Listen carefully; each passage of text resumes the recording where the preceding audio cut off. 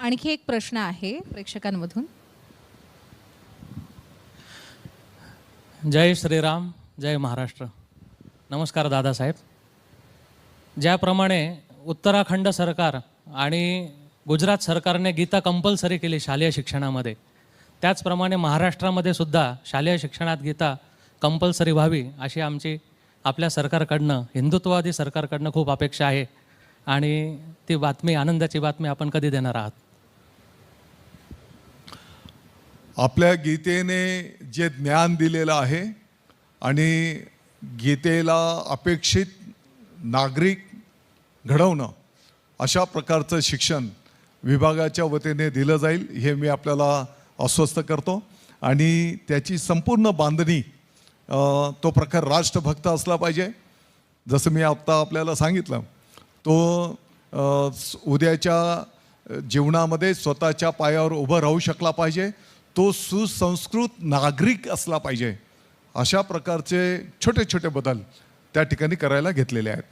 आपल्याला माहिती आहे, राष्ट्रगीताच्या नंतर गरजा महाराष्ट्र माझा राज्यगीत हे सन्मानाने गायलं गेलं पाहिजे.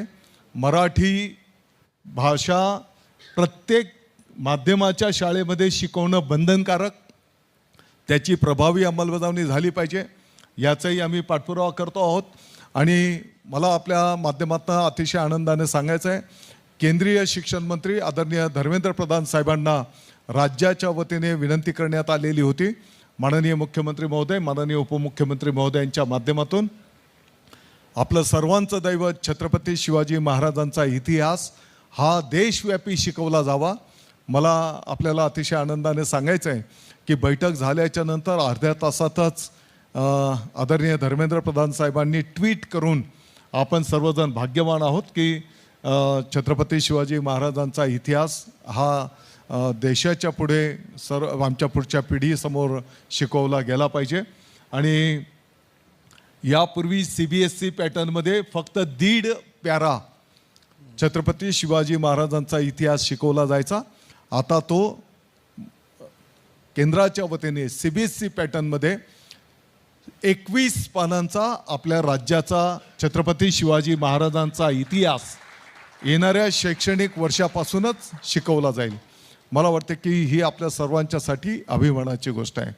मराठी भाषेलाही त्या ठिकाणी देशाच्या पातळीवर स्थान मिळालं पाहिजे अशी विनंती आम्ही त्यांना केलेली आहे. ठीक आहे दादा, तुम्ही माझ्या प्रश्नाची तर उत्तरच दिलीच, पण इथे उपस्थित असलेल्या सुद्धा अनेकांना अनेक प्रश्न होते ज्याची सुद्धा फार समर्पक उत्तरं आपण न कंटाळता दिलेली आहेत सविस्तरपणे. आपले आभार, आपण इथे आलात आणि तुमच्या नेतृत्वात नाशिक शिक्षणाचा बालेकिल्ला बनेल आणि शिक्षणाचं नवं डेस्टिनेशन देखील बनेल आणि त्या दिशेनं नाशिकची वाटचाल होईल, ही अपेक्षा व्यक्त करतो आणि इथे थांबतो.